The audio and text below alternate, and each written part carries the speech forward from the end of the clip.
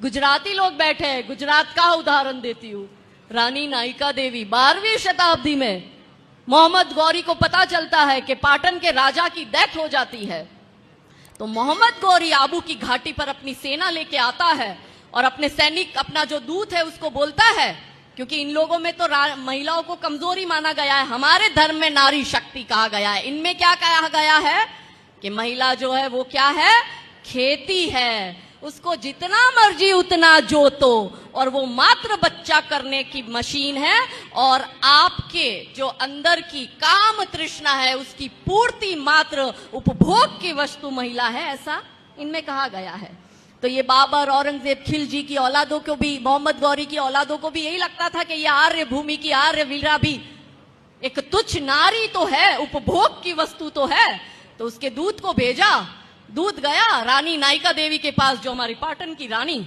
और उस समय स्टेट व्यवस्था होती थी, तो भारत के टॉप 3 स्टेट में से, ऐसे साम्राज्य में से जो सबसे समृद्ध है उसमें से एक पाटन था, हमारे गुजरात का।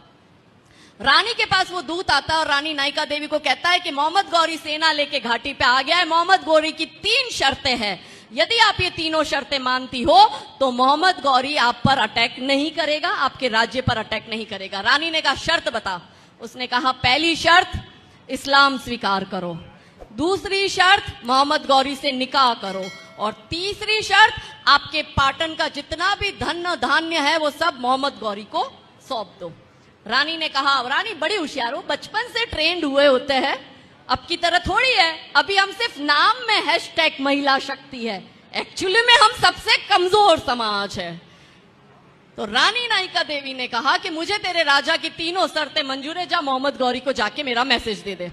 रानी ने बुलाया अपने सेनापति को और कहा चल मुझे बता कितने हाथी है, कितने घोड़ा है, कितने सैनिक अभी लड़ने को तैयार है, और आसपास कि कितने राजा अभी हमारे साथ जुड़कर युद्ध करने को तैयार है, क्योंकि उस समय भी एमओयू होता था, संधिया होती थी कि किसी एक राजा पर अगर अटैक होता है तो आसपास के जिससे संधि हुई है वो उसी समय उस युद्ध में शामिल होगा। सेनापति कमजोर, वो डर गया, उसने रानी को कहा, हमने रानी लक्ष्मीबाई की कहानी तो सुनी कि रानी पीछे 1857 में अपना छोटा सा बच्चा बांधकर युद्ध लड़ने अंग्रेजों से गई, मगर रानी नायिका देवी तो 12वीं शताब्दी में छोटा सा उनका बच्चा। सेनापति ने कहा कि आप तो, आपका छोटा सा बच्चा, आप विधवा, आप क्या ही कर लोगी, और उसकी सेना देखो, आपकी सेना देखो, आप तो ये युद्ध लड़ना और जीत भी नहीं सकती।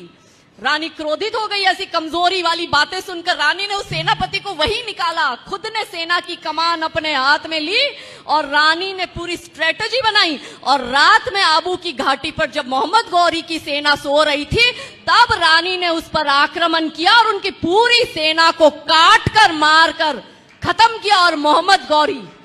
देखता है कि इसने तो मेरी पूरी सेना खत्म कर दी, तो वो अपनी जान बचाने के लिए मोहम्मद गौरी भागता है और रानी के पीछे अपना बच्चा बंधा हुआ होता है। रानी उसके पीछे जाती है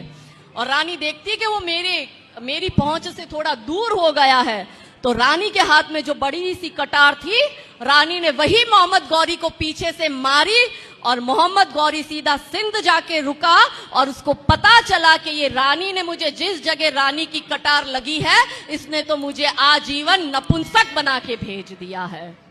ऐसी थी हमारी योद्धा नारियां।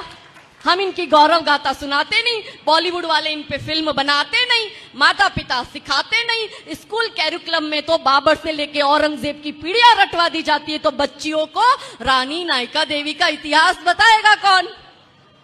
हमारी बच्चियां वो देखती है करीना खान को, फिर उसको वो शाहरुख, सलमान, सैफ अली खान ही तो पसंद आएगा। आपने, हमने अपनी बेटियों को यदि नायिका देवी की गौरव गाथा, यदि जीजा माता की गौरव गाथा सुनाई होती तो कोख से छत्रपति शिवाजी महाराज पैदा होते।